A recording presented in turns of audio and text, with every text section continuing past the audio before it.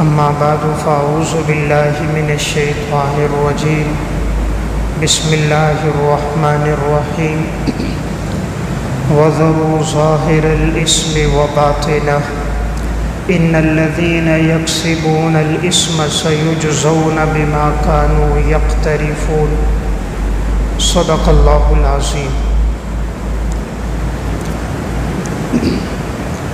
قرآن کریم، احادیث مبارکہ اور حضرات سلف کے اقوال کی روشنی میں ایسے بہت سے نقصانات سامنے آتے ہیں کہ جب انسان اللہ کی نافرمانی کرتا ہے، اپنی زندگی گناہوں میں گزارتا ہے، تو اس کے نقصانات جہاں اخروی تو ہے ہی، دنیاوی اس کے بھی نقصانات بہت سے ہیں۔ جیسے انسان اگر کسی فیکٹری میں کام کر رہا ہو، فیکٹری کے مالک کی نافرمانی کرے، منیجر کی بات نہ سنے، تو اس کے نقصانات سامنے آتے ہیں۔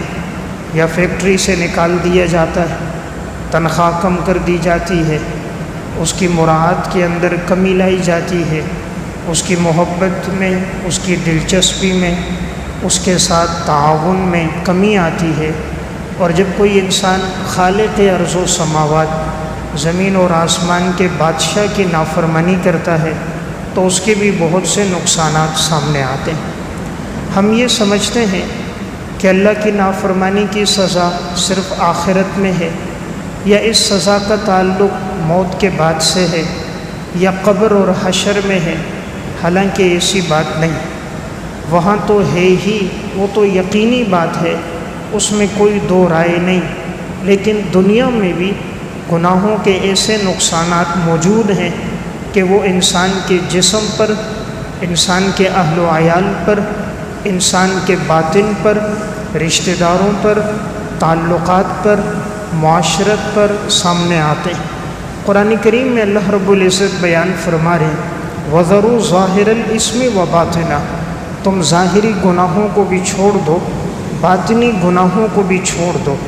ان الذین یکسبون الاسم، یقیناً جو لوگ گناہ کی زندگی گزارتے ہیں، سیجزون بما کانوا یقترفون، انہیں بدلہ دیا جائے گا بسبب اس کے کہ جو یہ دنیا میں گناہ کرتے تھے۔ تو اللہ تعالیٰ فرما رہے کہ جو دنیا میں نافرمانی کرے گا، ہم ان کو ان کے گناہوں کی سزا دیں گے۔ اللہ تعالیٰ نے بہت سی قوموں کو پہلے سزائیں دی، کسی کو زمین میں دھنسا دیا، کسی پر پتھروں کی بارش کر دی، کسی کو پانی میں ڈبو دیا۔ اب ان سب پر یہ جو عذاب آئے، کس وجہ سے آئے؟ رب العالمین خود قرآن کریم میں بیان فرماتے ہیں کہ ہم نے کسی بندے پر ظلم نہیں کیا کہ ہم نے بلا وجہ ان کو کوئی تکلیف اور اذیت دی ہو، بلکہ اس کا سبب ان کے اپنے گناہ تھے۔ فَكُلًّا أَخَذْنَا بِذَنبِهِ، ہم نے ہر ایک کو پکڑا ہے بسبب ان کے گناہوں کے۔ فَمِنْهُمْ مَنْ أَرْسَلْنَا عَلَيْهِ حَاصِبًا، ان میں سے بعض ایسے تھے کہ ہم نے ان پر تیز و تند ہواؤں کو، آندھیوں کو بھیجا۔ وَمِنْهُمْ مَنْ أَخَذَتْهُ الصَّيْحَةُ، بعض ایسے تھے کہ ان کو ایک چیخ نے پکڑ لیا۔ وَمِنْهُمْ مَنْ خَسَفْنَا بِهِ الْأَرْضَ، بعض ایسے تھے کہ ہم نے ان کو زمین میں دھنسا دیا۔ وَمِنْهُمْ مَنْ أَغْرَقْنَا، بعض ایسے تھے ہم نے ان کو پانی میں ڈبو کر غرق کر دیا۔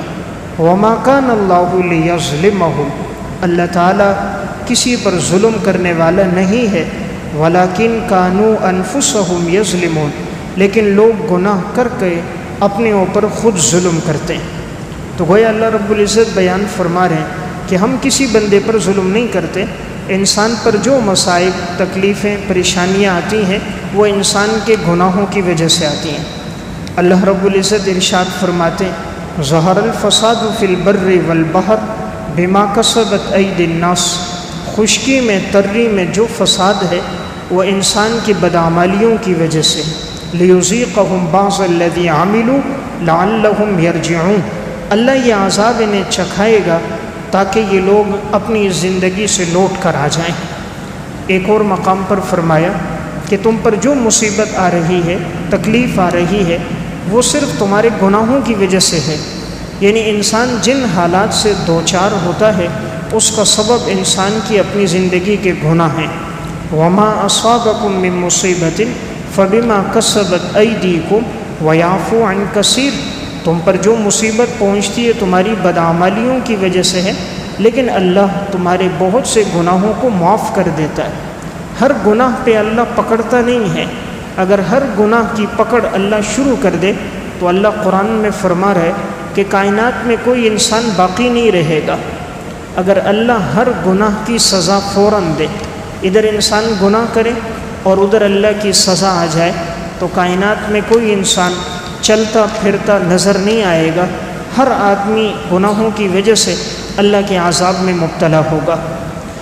وَلَوْ يُؤَاخِذُ اللَّهُ النَّاسَ بِمَا كَسَبُوا، اگر اللہ تعالیٰ لوگوں کو پکڑے بسبب ان کے گناہوں کے، مَا تَرَكَ عَلَى ظَهْرِهَا مِن دَابَّةٍ، نہیں باقی رہے گا زمین کی پشت پر کوئی چلنے پھرنے والا، وَلَكِنْ يُؤَخِّرُهُمْ إِلَىٰ أَجَلٍ مُّسَمًّى، لیکن اللہ تعالیٰ اپنے عذاب کو مؤخر کرتا ہے ایک وقت مقرر تک۔ فَإِذَا جَاءَ أَجَلُهُمْ فَإِنَّ اللَّهَ كَانَ بِعِبَادِهِ بَصِيرًا، اور جب اللہ کا وہ وقت مقرر آئے گا تو یقیناً اللہ اپنے بندوں کو دیکھنے والا، اور اللہ اپنے ہر بندے سے باخبر ہے۔ یعنی رب العالمین سے انسان کا کوئی گناہ پوشیدہ نہیں ہے۔ اللہ رب العزت بصیر ہے، دیکھنے والا ہے، خبیر ہے، باخبر ہے، عالیم ہے، ہر چیز کا جاننے والا ہے، لیکن حلیم ہے، فوراً سزا نہیں دیتا۔ گناہ دیکھتا ہے، فوراً گرفت نہیں کرتا، بردبار ہے، مہلت دیتا ہے۔ ستار ہے، انسان گناہ کرتا ہے وہ پردہ ڈال دیتا ہے کہ میرا یہ بندہ کب نافرمانی سے باز آ جائے۔ تو معلوم ہوا گناہوں کی سزا اللہ نے رکھی ہے۔ اب یہ سزا کی نوعیتیں کیا ہیں، ہمیں کیسے معلوم ہوگا کہ آج ہماری زندگی میں گناہوں کی وجہ سے کیا اثرات سامنے آئے؟ علامہ ابن قیم رحمۃ اللہ علیہ متوفی 751 ہجری کی ایک کتاب ہے الداء والدواء، اور یہ کتاب اس نام سے بھی چھپی ہے الجواب الکافی، یعنی بیماریاں کیا ہیں، علاج کیا ہے۔ تو بیماریاں اور علاج، تو علامہ ابن قیم نے ذکر کیا بیماریاں انسان کے گناہ ہیں اور علاج توبہ کرنا ہے، کہ جب انسان توبہ کرے گا تو اللہ تعالیٰ اس کی تمام بیماریوں کو، مسائل کو، مصائب کو دور کر دے گا۔ اب ایسے کون کون سے نقصانات ہیں؟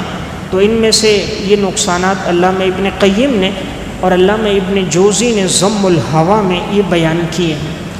سب سے پہلا نقصان، جب انسان کی زندگی میں گناہ آئیں تو اللہ رب العزت اپنی محبت اس کے دل سے نکال دیتے ہیں۔ سب سے پہلا نقصان، جب کسی انسان کی زندگی میں گناہ آ جائے، اللہ اپنی محبت اس کے دل سے نکال دیتا ہے۔ انسان کے جسم میں دل بادشاہ ہے، دل بادشاہ ہے، اور اللہ رب العزت کی نظر جسم پر نہیں ہوتی، دل پر ہوتی ہے۔ حدیث میں آتا ہے، نبی اکرم صلی اللہ علیہ وسلم نے فرمایا ان اللہ لا ينظر الى صورکم واموالکم ولکن ينظر الى قلوبکم واعمالکم، اللہ تمہاری صورت کو نہیں دیکھتا، تمہارے مال کو نہیں دیکھتا، تمہارے دلوں کو اور اعمال کو دیکھتا ہے۔ تو جسم میں دل بادشاہ ہے۔ اللہ جب محبت کرتا ہے کسی بندے سے، اس کے دل میں اپنی محبت سب سے زیادہ ڈال دیتا ہے، اور جب رب العالمین کسی سے ناراض ہوتا ہے، سب سے پہلے جو چیز بندے سے اللہ چھینتا ہے وہ اپنی محبت ہے۔ پھر دل میں اللہ کی محبت نہیں ہوتی، پھر دولت کی، پیسے کی، عورت کی، جائیداد کی، عہدے کی، منصب کی، ان چیزوں کی محبت ہوتی ہے، رب العالمین کی محبت نہیں ہوتی۔ اگر اللہ کی محبت ہو، اس کی علامت یہ ہے کہ اللہ اکبر کی صدا پر انسان سارے کام کاج چھوڑ کر مسجد کی طرف آئے گا۔ ام المومنین حضرت عائشہ رضی اللہ تعالیٰ عنہ فرماتی ہیں، آپ صلی اللہ علیہ وسلم ہمارے ساتھ ہوتے، گھر کے کسی بھی کام کاج میں ہوتے، بات چیت کر رہے ہوتے، لیکن جیسے ہی اذان کی آواز سنتے، نماز کا وقت ہوتا، آپ ہمیں اس طرح چھوڑ کر چلے جاتے جیسے آپ ہمیں پہچانتے ہی نہیں ہیں۔ یعنی اذان کے بعد آپ کا گھر والوں سے کسی سے کوئی تعلق نہیں تھا کہ کائنات کے سب سے بڑے باس نے بلایا۔ آج کہتے ہیں نا میرے باس کا فون آ گیا، فوراً اٹھ کے بھاگتے ہیں۔ زمین اور آسمان کا سب سے بڑا باس اللہ اکبر کہ صدا لگتی ہے، اللہ سب سے بڑا، اللہ سب سے بڑا۔ تو جب دل میں محبت ہوگی اللہ رب العزت اپنی اس صدا کے بعد انسان کو مسجد آنے کی توفیق دے گا۔ تو میں نے عرض کیا پہلا نقصان اللہ اپنی محبت دل سے نکال دیتا ہے۔ نمبر 2، آپ صلی اللہ علیہ وسلم کی محبت اور اطاعت سے انسان محروم ہو جاتا ہے۔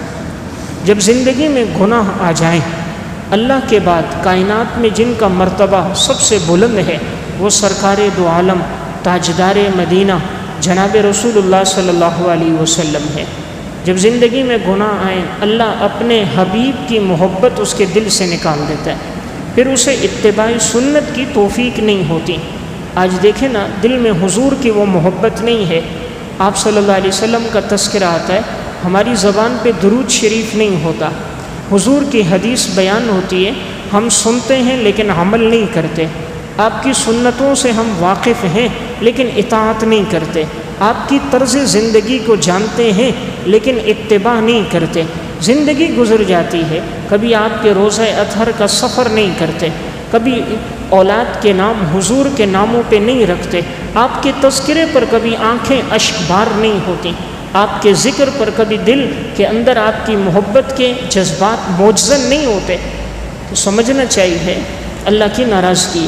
اللہ جب راضی ہوگا نا اپنی محبت کے بعد سب سے زیادہ جس کی محبت دل میں ڈالے گا وہ آپ صلی اللہ علیہ وسلم کی محبت ہوگی، پھر حضور کا تذکرہ سن کے سکون ملے گا۔ آج جیسے دنیا میں کسی سے عشق ہوتا ہے، کسی سے محبت ہو، محبوبہ کا تذکرہ ہوتا ہے، انسان خوش ہوتا ہے، اس کا ذکر چلتا ہے، سکون مل رہا ہوتا ہے۔ حضور کی محبت ہوگی، حضور کا تذکرہ، آپ کے کمالات، آپ کے معجزات، آپ کے اوصاف، آپ کے صحابہ کا ذکر، آپ کے اہل بیت کا تذکرہ، ازواج اور بنات کا ذکر سن کر انسان کو سکون ملے گا، کہے گا بھئی کہتے رہو میں سنتا رہوں۔ تو میں نے عرض کیا دوسرا نقصان آپ علیہ السلام کی محبت دل سے چلی جاتی ہے۔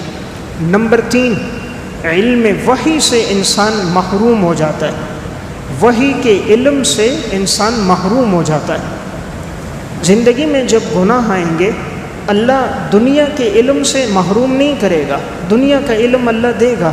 کوئی ڈاکٹر بن رہا ہے، کوئی انجینئر بن رہا ہے، کوئی مکینک بن رہا ہے، کوئی دنیا کے دیگر شعبوں کو اختیار کیا ہوا ہے، کوئی کھلاڑی بن رہا ہے، مستری بن رہا ہے، جو شعبہ اس نے لیا ہے، جس شعبے میں وہ محنت کر رہا ہے اللہ وہ شعبہ اس کو دے گا، جس میں وہ رزق کمانا چاہ رہا ہے اللہ اس کو دے گا۔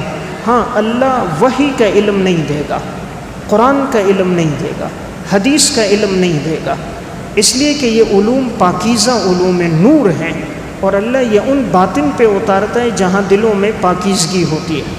خدا نخواستہ اگر دل میں آ بھی گیا اور گناہ آ گئے تو اللہ یہ چھین لیتا ہے۔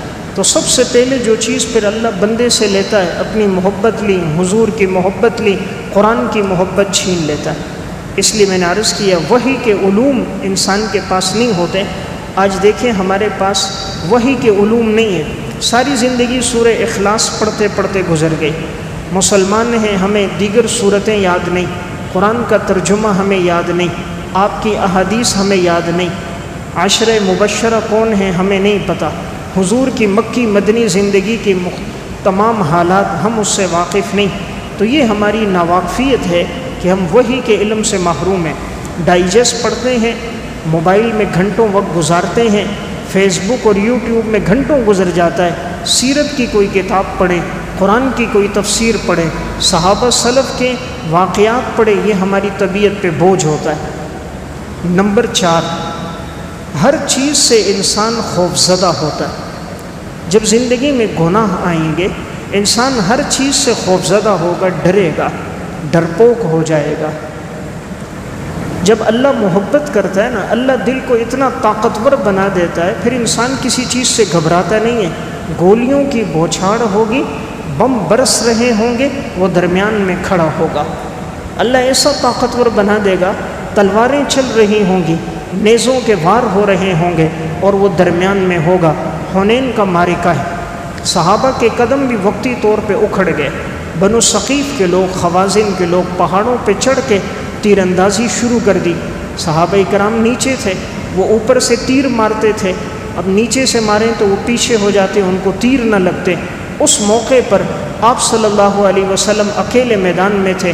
انا النبی لا کذب عن ابن عبد المطلب، میں اللہ کا سچا پیغمبر ہوں، میں عبد المطلب کی اولاد میں سے ہوں، یعنی میں جھوٹا نہیں ہوں. شجاعت اور بہادری ہماری نسل میں چلی آ رہی ہے. میں جھوٹا نہیں کہ میدان جنگ چھوڑ دوں، میں سچا ہوں، اللہ میری مدد کرے گا. اللہ نے پھر آپ کی مدد کی ہے. غزوہ بدر میں بھی مدد کی کہ 3000 فرشتوں کو اللہ نے آسمان سے مدد کے لیے زمین پہ اتار دیا. تو میں نے عرض کیا جب گناہ آتے ہیں انسان کا دل خوفزدہ ہوتا ہے، وہ ہر چیز سے ڈرتا ہے. آج دیکھیں یہی کیفیت ہے، انسان ہر چیز سے گھبرا رہا ہے. رات کا اندھیرا چھا جائے دل تنگ ہوتا ہے، بجلی چلی گئی اندھیرا ہو گیا پریشان ہو جاتا ہے، دم گھٹنے لگتا ہے، سانس بند ہونے لگتا ہے.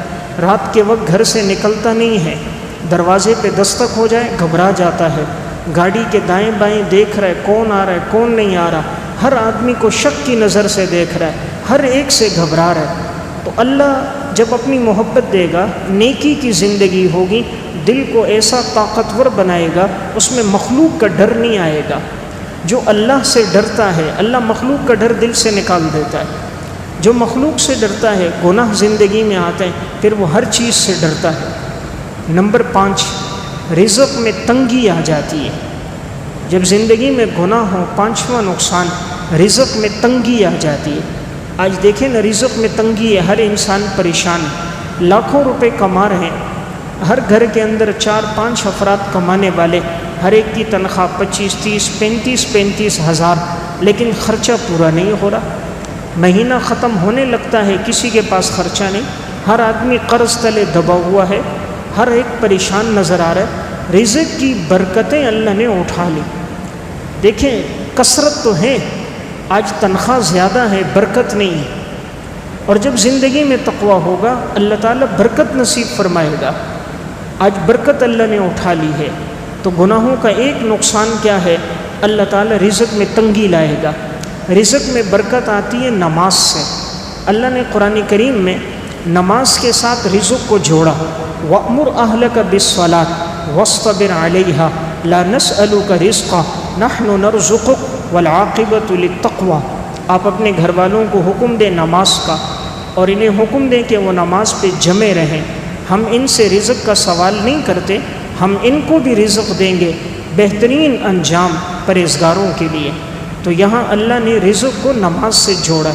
اس لیے جب نماز کا وقت ہو انسان اپنے بچوں کو، بیوی کو، گھر والوں کو، سب کو کہے کہ سب سے پہلے نماز ہے، باقی کام کاج بعد میں ہے. نمبر 6، آپ صلی اللہ علیہ وسلم کی سنتوں پر عمل کی توفیق نہیں ملتی. چھٹا نقصان یہ ہوتا ہے مسنون اعمال کی توفیق سلب ہو جاتی ہے. جب زندگی میں گناہ آئیں پھر انسان مسنون کام نہیں کرتا، رسم و رواج پہ عمل کرتا ہے. بہت سے لوگ نظر آئیں گے آپ کو کہ وہ بظاہر بڑے اچھے ہوں گے، لیکن ان کی زندگی میں آپ دیکھو کہ سنتیں کم ہوں گی، رسم و رواج زیادہ ہوگا. شادی کا موقع آیا، غم کا موقع آیا، تیجا ہے، 40واں ہے، عرس ہے، یہ سب رسم و رواج اور بدعات زندگی میں ہوں گی. جب زندگی سے سنت چلی جاتی ہے تو بدعات زندگی میں آ جاتی ہے. جب حضور کی محبت چلی جاتی ہے تو رسم و رواج آ جاتے ہیں. تو آج دیکھیں شادیوں میں کتنا خرچہ ہو رہا ہے، لاکھوں روپے انسان لگا رہا ہے جس کا کوئی نفع نہیں، کوئی آخرت میں فائدہ نہیں.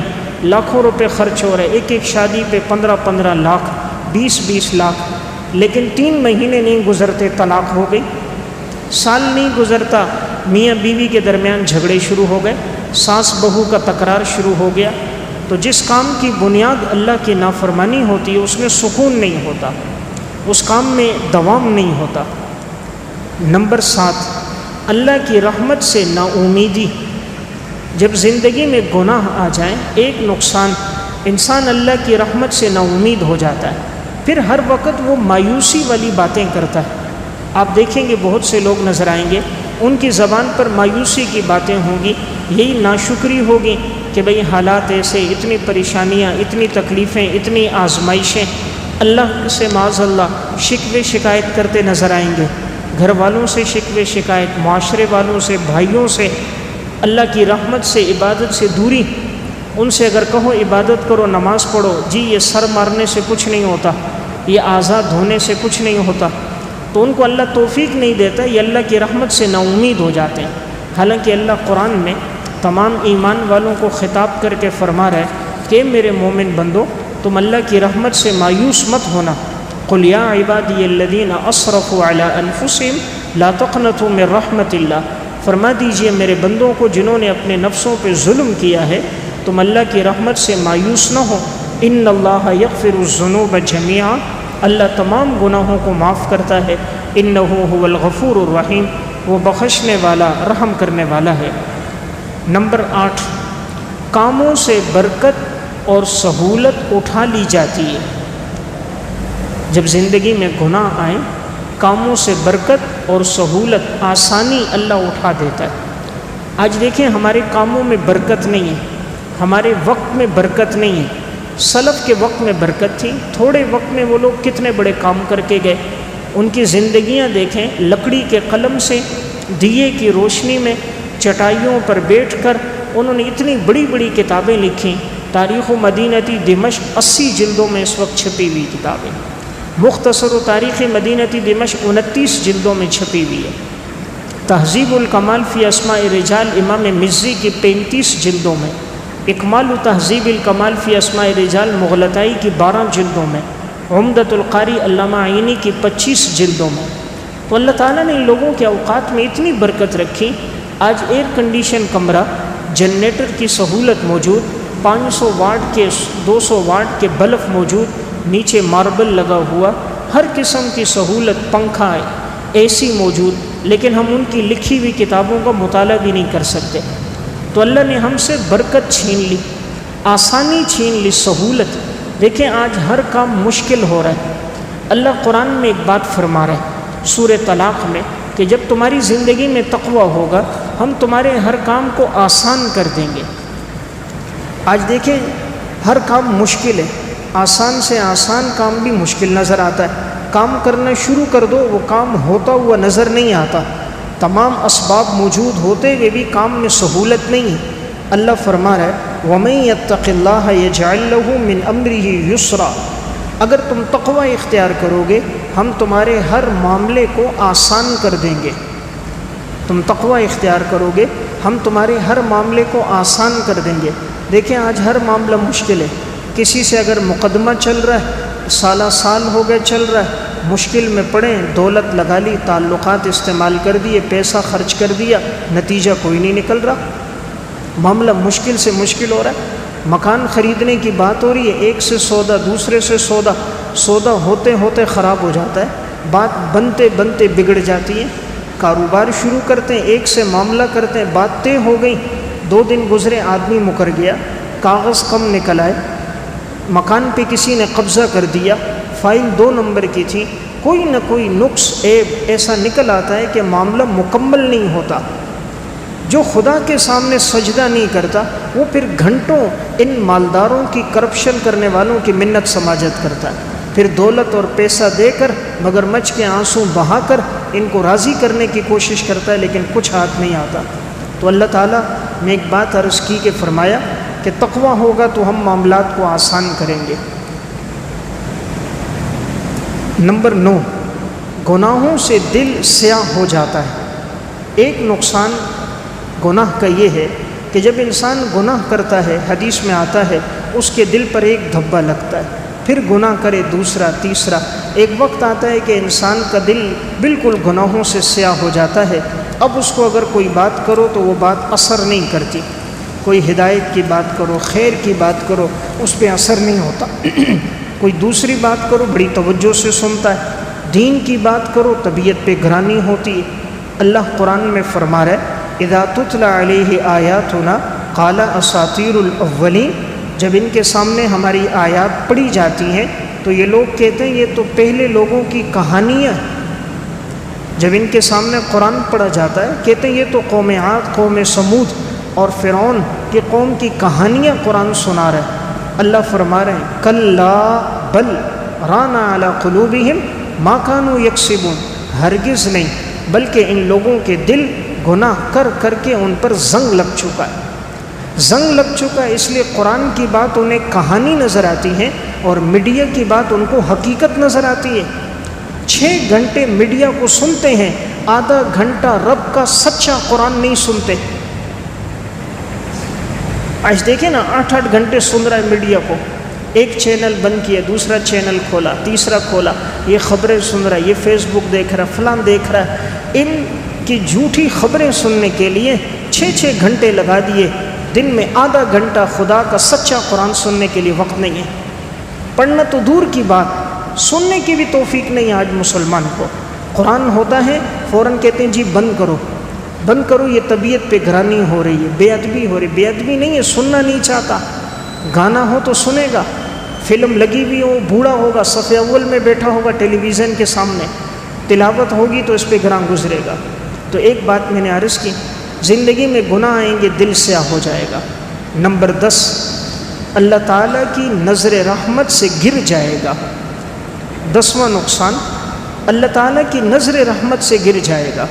اللہ رب العزت کی جو بندوں کے ساتھ محبت اور شفقت ہے، انسان اس سے محروم ہو جائے گا، کیونکہ جب گناہ زیادہ ہوں، رب العالمین دیکھتا ہے میرا بندہ ابھی پلٹ کر آ رہا ہے، ابھی آ رہا ہے، ابھی آ رہا ہے، لیکن اگر وہ توبہ ہی نہ کرے، پلٹے ہی نہیں، پھر اللہ کی وہ نظر رحمت، وہ توجہات، وہ التفاتات، وہ انعامات، وہ اس سے محروم ہو جاتا ہے۔ نمبر 11، شیطان مسلط ہو جاتا ہے۔ 11واں نقصان، انسان پر شیطان مسلط ہو جاتا ہے۔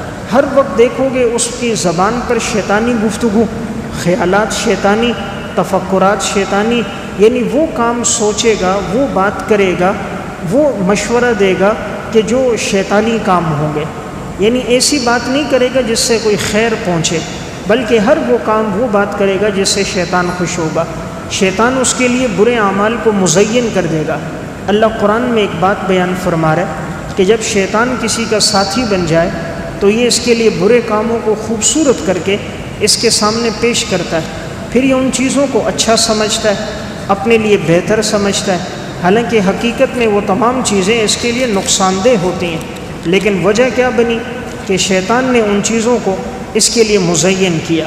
افمن زین لہ سوء عملہ فرآہ حسنا، شیطان نے اس کے برے کاموں کو اس کے لیے مزین کر دیا اور یہ دیکھتا ہے ان کو خوبصورت۔ فإن اللہ یضل من یشاء ویہدی من یشاء، اللہ جس کو چاہے گمراہ کر دے، اللہ جس کو چاہے ہدایت عطا فرما دے، اللہ کی مرضی ہے، جس کو چاہے اللہ گمراہ کر دے۔ نمبر 12، قلبی اطمینان ختم ہو جاتا ہے۔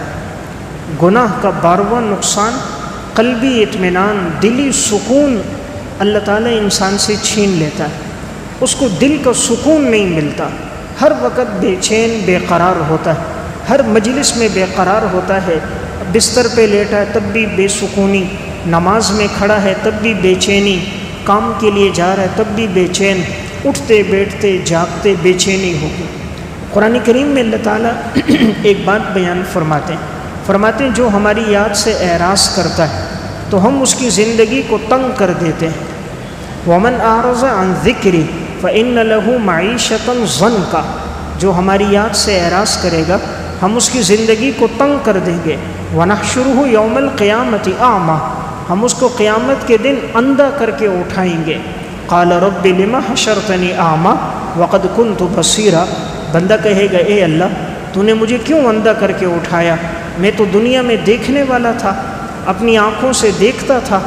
اللہ تعالیٰ فرمائیں گے قَالَ كَذَلِكَ أَتَتْكَ آيَاتُنَا فَنَسِيتَهَا، ہماری نشانیاں تیرے سامنے آتی تھیں، ہمارے احکامات تیرے سامنے آتے تھے تو ان کو بھلا دیتا تھا۔ وَكَذَلِكَ الْيَوْمَ تُنْسَى، تو نے آج کا دن، قیامت کا دن بھلا دیا تھا۔ تو اسی طرح وَكَذَلِكَ نَجْزِي مَنْ أَسْرَفَ وَلَمْ يُؤْمِنْ بِآيَاتِ رَبِّهِ، ہم بدلہ دیتے ہیں ہر اس کو جو زندگی میں حد سے تجاوز کرنے والا ہو، رب کی آیات احکامات پہ ایمان نہ لانے والا ہو۔ تو میں نے عرض کیا ایک نقصان، اللہ دل کا سکون چھین لیتا ہے۔ آج دیکھیں بڑی دولت والے پیسے والے لوگ موجود ہیں، دل کا سکون نہیں ہے۔ جتنے بڑے بڑے دولت مند ہیں پیسے والے، آخر میں خودکشی کر کے مرے۔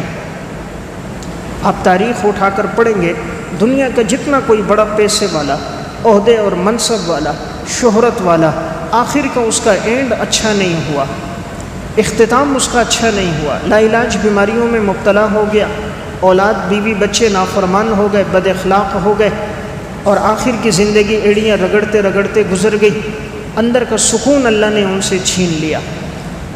اسی لیے اس طرف جا کر اکثر لوگ لوٹ کر دین کی طرف آئے۔ آپ دیکھیں گے بہت سے کھلاڑی آپ کو نظر آئیں گے کہ جن کو اللہ نے شہرت دی، دولت اور پیسہ بھی ان کو ملا، بہت آگے تک چلے گئے، لیکن اندر کا سکون نہ ملا۔ انہوں نے اس زندگی کو خیر آباد کہہ کر دین کے ساتھ جڑے، آج اللہ نے ان کو عزت بھی دے دی، سکون بھی دے دیا۔ آپ دیکھیں سعید انور کو کہ وہ ایک کھلاڑی تھے، ایک بہت بڑا ریکارڈ بھی انہوں نے قائم کیا، لیکن وہ خود کہتے مجھے اندر کا سکون نہیں ملتا تھا، ہر وقت بے چین بے قرار تھا، شہرت بھی تھی، دولت بھی تھا، پیسہ بھی تھا، ملکوں کے سفر بھی کیے تھے، ہر خواہش پوری ہو رہی تھی، لیکن اندر کا سکون نہیں تھا۔ دین پر لگے، قربانی دی، آج اللہ نے کتنی عزت عطا فرما دی۔ ممبر رسول پر بیٹھ کے بات کر رہے ہیں، چہرے پر سنت نبوی سجی ہوئی ہیں، قربانی دے کر آئے، اللہ نے زبان میں تاثیر پیدا کر دی، گفتگو کرتے ہیں، مجمع پر ایک اثر ہوتا ہے، لوگوں کی زندگیاں تبدیل ہو جاتی ہیں۔ جو جتنی قربانی دے کر آتا ہے اللہ اس کی بات کو اتنا مؤثر بنا دیتا ہے۔ تو میں ایک بات عرض کر رہا تھا، ایک نقصان کیا ہے، اللہ دل کا سکون چھین لے گا۔ آپ کسی بھی مالدار کے پاس جاؤ، پیسے والا، دولت والا، اگر وہ دین سے دور ہے آپ کو بے چین نظر آئے گا۔ اس کی 10 منٹ کی گفتگو آپ سن لو، وہ یہی کہے گا بیوی ایسی، بچے ایسے، کاروبار میں اتنا نقصان، فلاں سے اتنا لینا ہے، فلاں کو اتنا دینا ہے، اتنے حالات، اتنا ٹیکس موجود ہے، اتنی بیماریاں، فلاں جگہ ٹیسٹ کروایا، فلاں جگہ کروایا، فلاں ڈاکٹر سے وقت لیا ہوا ہے، فلاں کے پاس جانا ہے، بس وہ سارا وقت اسی میں گزر جاتا ہے، صبح ہوتی ہے رات ہوتی ہے اسی میں جا رہا ہے۔ جس انسان جس محل کے لیے کماتا ہے 16-18 گھنٹے، ادھر جا کر اس کو 5 گھنٹے صرف سوتا ہے، پھر اٹھ کے آ جاتا ہے۔ ایک سروے ہوا، مالدار لوگ جتنے دولت کمانے والے، پیسے والے، کہ ان سے پوچھا گیا تم اپنے گھروں میں کتنا وقت گزارتے ہو، تو 90% نے بتایا کوئی 8 گھنٹے، کوئی 7 گھنٹے، کوئی 9، 10 گھنٹے سے زیادہ کوئی نہیں تھا۔ وہ سب باہر وقت گزرتا تھا کاروباری مصروفیت میں، یعنی سب کچھ لگایا جس گھر کے لیے، جس بنگلے، گاڑی، دولت کے لیے، وہاں وقت گزارنے کا موقع ہی نہیں ملتا، وہاں جا کر وہ اور بے چین بے قرار ہوتا ہے۔ نمبر 13، لوگوں سے وحشت اور دوری پیدا ہو جاتی ہے۔ گناہ کا ایک نقصان، لوگوں سے وحشت ہوتی ہے، آدمی دوسرے کے ساتھ بیٹھتا ہے تنگ ہوتا ہے، ورنہ تو انسان کی طبیعت ہے وہ انسان سے بیٹھے مانوس ہو، اس کے ساتھ بیٹھے گفتگو کرے، اس کو انس ملے، راحت ملے، لیکن جب زندگی میں گناہ ہوتے ہیں ایسے آدمی کو آپ دیکھو وہ بے چین سا ہوتا ہے، کبھی ادھر دیکھتا ہے، کبھی ادھر دیکھتا ہے، کبھی اوپر دیکھتا ہے، نیچے دیکھتا ہے، بے چین، جیسے اس کے پیچھے کوئی لگا ہوا ہے، اس کو سکون نہیں مل رہا ہوتا، ادھر اٹھ کے بیٹھا، ادھر گیا، ادھر گیا، ایک سے جھگڑا، ایک سے تلخ کلامی، ایک سے غصے میں بات، ایک سے ناچاکی۔ تو یہ زندگی میں کیوں آتا ہے؟ جب انسان اللہ کا نافرمان ہو جاتا ہے پھر اس کی زندگی بے چین اور بے قراری میں گزرتی ہے۔ نمبر 14، کاموں میں دشواریاں پیدا ہو جاتی ہیں۔ کوئی کام شروع کرو، وہ کام نتیجے پر نہیں پہنچتا۔ مکان شروع کیا، 6 سال ہو گئے، 7 سال ہو گئے، تعمیرات مکمل نہیں ہو رہی۔ گاڑی خریدنا شروع کی، قسطیں بھر رہا ہے، سالہ سال گزرے، گاڑی کا مالک نہیں بنا۔ خریدی ہیں، وقت گزرا نہیں، ایکسیڈنٹ ہو گیا، اس سے زیادہ پیسے اس پر لگ گئے۔ اپنے لیے کاروبار شروع کیا، لیکن آئے دن اس میں نقصانات شروع ہو گئے۔ جن پر اعتماد کر کے پیسہ لگایا وہی پیسہ لے کر بھاگ گئے۔ جن بچوں کو کاروبار سے وابستہ کیا وہ نافرمان ہو گئے، انہوں نے خود باپ کی دولت کو اپنے اکاؤنٹوں میں جمع کرنا شروع کر دیا۔ تو یہ زندگی میں دشواریاں کیوں آتی ہیں؟ انسان جب اللہ کی نافرمانی کرتا ہے اللہ اس کو مخلوق کے ذریعے سے پریشان کر دیتا ہے۔ اس لیے علامہ ابن قیم الداء والدواء میں لکھتے ہیں جب انسان اللہ کا فرما بردار ہوتا ہے اللہ مخلوق کو اس کی خدمت میں لگا دیتا ہے۔ نمبر 15، زندگی میں تاریکی بڑھ جاتی ہے۔ تاریکی یعنی سیاہی، زندگی میں تاریکی بڑھ جاتی ہے، روشنی ختم ہو جاتی ہے۔ دیکھیں نیک اعمال میں نور ہے، جتنا انسان نیک عمل کرتا ہے خوشی ملتی ہے، اس کو اندر میں نور محسوس ہوتا ہے، دل میں سکون اطمینان ہوتا ہے۔ زندگی میں گناہ ہو تاریکی آ جاتی ہے، اندر سیاہی چھا جاتی ہے، وحشت چھا جاتی ہے، اطمینان اس کو نصیب نہیں ہوتا، بے قرار پریشان ہوتا ہے۔ نمبر 16، توبہ کی توفیق نہیں ملتی۔ گناہ کا ایک نقصان، توبہ کی توفیق نہیں ملتی۔ زندگی میں گناہ ہو رہے ہوتے ہیں، وہ امیدوں پر جی رہا ہوتا ہے، امید ہے میں توبہ کروں گا بعد میں، ابھی تو بڑا وقت باقی ہے، ابھی تو جوانی چل رہی ہے، بڑھاپا آئے گا، بیمار ہوں گا، اس وقت جا کر چلہ لگاؤں گا، اللہ کے راستے میں وقت لگاؤں گا، توبہ کروں گا۔ توبہ کی توفیق نہیں ہوتی۔ زندگی گزرتے گزرتے اچانک موت آ جاتی ہے۔ رات سویا، صبح ہلایا، پتہ چلا انتقال ہو گیا۔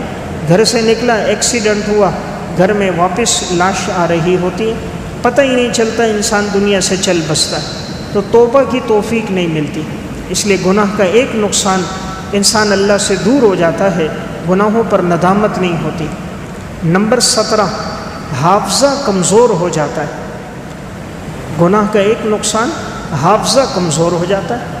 آج دیکھیں نا، ہمارے حافظے بڑے کمزور ہیں، رات کا کھایا صبح یاد نہیں ہے، گھر میں کوئی چیز رکھو، سارے گھر میں تلاش کرتے رہتے ہیں، نہیں ملتی۔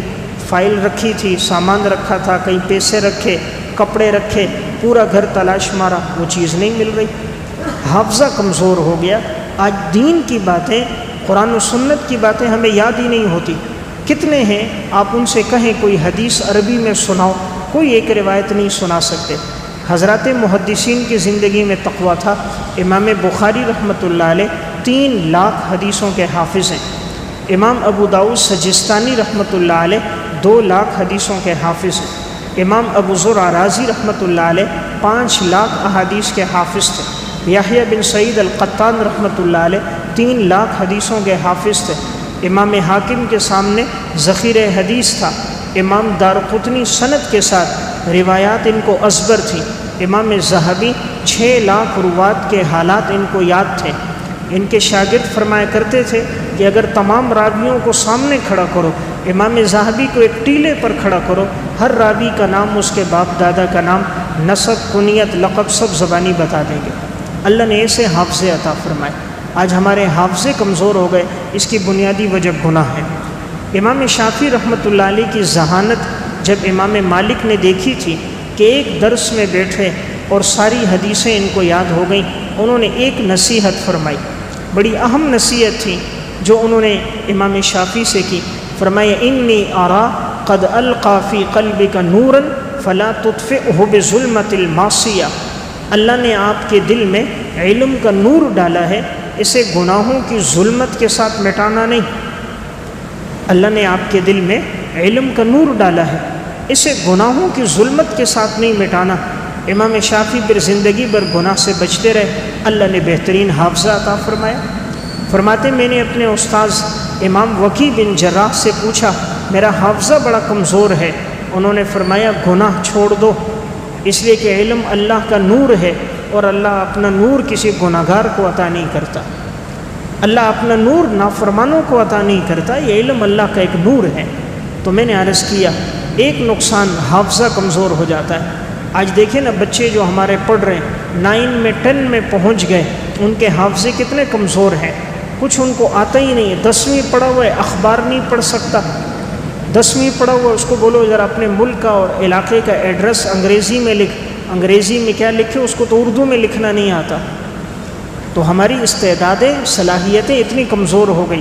ہاں موبائل چلانا ہو، 5 سال کا بچہ باپ سے زیادہ تیز چلاتا ہے، 10 سال کا بچہ بچی وہ سب اس کو پتہ ہے، موبائل کا سب پتہ ہے، ہاں دین کا پتہ کوئی نہیں ہے۔ نمبر 18، لعنت کا مستحق ہو جاتا ہے۔ بعض گناہ ایسے جن پر شریعت نے لعنت کی ہے، تو انسان جب گناہ کرتا ہے وہ اللہ کی لعنت آتی ہے، اللہ کے رسول کی لعنت اس پر آتی ہے۔ جیسے حدیث میں آتا ہے کہ آپ صلی اللہ علیہ وسلم نے لعنت فرمائی اس عورت پر جو مردوں کی مشابہت کرے، اور وہ مرد جو عورتوں کی مشابہت کرے، وہ عورتیں جو اپنے جسموں کو گدوائیں، اپنے جسم میں سوراخ کروائیں، اپنے بالوں کو، سامنے کے بھووں کو تراشیں، اپنے دندانوں کو باریک کریں، اس پر آپ علیہ السلام نے لعنت فرمائی کہ مردوں کی مشابہت کریں۔ ان پر لعنت کہ جو نیم برہنہ لباس پہنے۔ تو گناہ کی وجہ سے انسان لعنت کا مستحق بن جاتا ہے، یعنی اللہ کے رسول کی رحمت سے دور ہو جاتا ہے۔ جیسے حدیث میں آپ علیہ السلام نے لعنت کی کہ جو آدمی بدنظری کرتا ہے تو ناظر پر بھی اللہ کی لعنت ہو، منظور پہ بھی اللہ کی لعنت ہو۔ تو لعن اللہ الناظر والمنظور الیہ، دیکھنے والے پر بھی لعنت، جس کو دیکھا جا رہا ہے اس پہ بھی لعنت۔ تو دیکھیں انسان دوسروں کی بد دعا سے بچتا ہے، آپ علیہ السلام بد دعا فرما رہے ہیں اور اس سے انسان نہیں بچ رہا۔ نمبر 19، حیا کا ختم ہو جانا۔ زندگی میں گناہ آئیں، 19واں نقصان حیا ختم ہو جاتی ہے۔ اس لیے آپ دیکھو گے جن کی زندگی میں گناہ زیادہ ہیں وہ آپ کو بے حیا نظر آئیں گے، ان میں فسق و فجور زیادہ ہوگا، حیا نہیں ہوگی، ان کے گھر کے ماحول میں پردہ نہیں ہوگا، گھر کے اندر پاک دامنی کا ماحول نہیں ہوگا، خود اس کی اپنی زندگی میں پاک دامنی نہیں ہوگی، نظر کی حفاظت نہیں ہوگی، وہ گناہوں سے بچنے والا نہیں ہوگا، اسے اپنی ماں بہن بیٹی کی تمیز نہیں ہوگی، ہر ایک کے ساتھ یوں بیٹھا ہوگا کھلے عام کہ وہ حیا کا فقدان اس کی وجہ ہوگی۔ تو بہرحال ہر نیکوکار متقی آدمی حیادار ہوگا۔ آپ صلی اللہ علیہ وسلم میں اتنی حیا، حضرت ابو سعید خدری رضی اللہ تعالیٰ عنہ فرماتے ہیں کہ باقرہ پردہ نشین لڑکی سے زیادہ آپ صلی اللہ علیہ وسلم حیادار تھے۔ تو جتنا متقی انسان ہوگا اتنا حیادار ہوگا، جتنا تقوی سے دور ہوگا، گناہوں میں ہوگا، اتنا بے حیا ہوگا۔ مشرکین مکہ میں شرک تھا، اس لیے وہ برہنہ طواف کرتے تھے، کپڑے اتار کر طواف کر رہے۔ انسان سمجھ رہا ہے لباس جتنا مختصر ہو رہا ہے وہ ترقی کر رہا ہے، وہ ترقی نہیں کر رہا، جاہلیت کی طرف جا رہا ہے۔ جاہلیت میں لباس مختصر تھا، ترقی اسلام نے دی۔ اسلام نے کہا لباس کا مقصد اپنی شرمگاہ کو چھپاؤ، یا بنی آدم قد انزلنا علیکم لباسا یواری سوآتکم وریشا، ہم نے لباس اس لیے اتارا تاکہ تم شرمگاہ چھپاؤ اور یہ تمہاری زینت کا ذریعہ ہے۔ نمبر 20، انسان احسان کے درجے سے گر جاتا ہے، انسان احسان کے درجے سے گر جاتا ہے۔ احسان کا مطلب حدیث میں یہ ہے، آپ صلی اللہ علیہ وسلم نے فرمایا ان تعبد اللہ کأنک تراہ فإن لم تکن تراہ فإنہ یراک، کہ تم یہ سمجھو کہ اللہ تمہیں دیکھ رہا ہے، اور اگر یہ کیفیت نہ ہو تو یہ سمجھو کہ گویا کہ تم اللہ کو دیکھ رہے ہو۔ یعنی ایک تو یہ کیفیت کہ انسان میں پیدا ہو جائے کہ وہ اللہ کو دیکھ رہا ہے، اور اگر یہ کیفیت نہیں تو یہ ہو کہ میرا رب مجھے دیکھ رہا۔ تو جب انسان گناہ کرتا ہے اس میں یہ احسان کی کیفیت ختم ہو جاتی ہے۔ احسان کا مطلب اللہ اسے دیکھ رہا ہے، تو جب وہ نافرمانی کر رہا ہے تو گویا یہ اس کے اندر حالت نہیں۔ اگر اس میں یہ اللہ کی محبت اور یہ تعلق ہوتا تو وہ اللہ کی نافرمانی نہ کرتا۔ جیسے کوئی بچہ باپ کے سامنے، کوئی شاگرد استاذ کے سامنے، کوئی مرید اپنے شیخ کے سامنے غلط حرکت اس لیے نہیں کرتا کہ میرا والد اور استاذ مجھے دیکھ رہا ہے۔ اگر یہ توجہ ہو کہ اللہ مجھے دیکھ رہا ہے، انسان کبھی بھی کوئی گناہ کا کام نہیں کرے گا۔ ایک باپ اپنے بیٹے کو لے کر گیا پھل توڑنے کے لیے، کہ ایک باغ سے انہوں نے پھل توڑنے تھے، بیٹے کو ساتھ لے کر گیا۔ باپ اندر چھلانگ لگائی، باغ میں داخل ہو گیا، بیٹے کو باہر کھڑا کر دیا، بیٹا کوئی آئے دیکھنے والا فوراً مجھے آواز دے دینا، میں بھاگ کر آ جاؤں گا، تم نگرانی کرو، دائیں بائیں دیکھو۔ جیسے ہی باپ اندر گیا پھل توڑ رہا ہے، بیٹے نے فوراً کہا ایک دیکھنے والا دیکھ رہا ہے، ابو جی دیکھ رہا ہے۔ تو فوراً باپ دوڑ کر باہر آیا اور کہا بیٹا کون دیکھ رہا ہے؟ کہا آج ہمیں استاذ نے بتایا تھا کہ اللہ کی صفت بصیر، اللہ ہر بات دیکھتا ہے۔ کہا ابو جی دنیا میں کوئی نہیں دیکھ رہا، اللہ دیکھ رہا ہے، اللہ سے کوئی چیز پوشیدہ نہیں ہے۔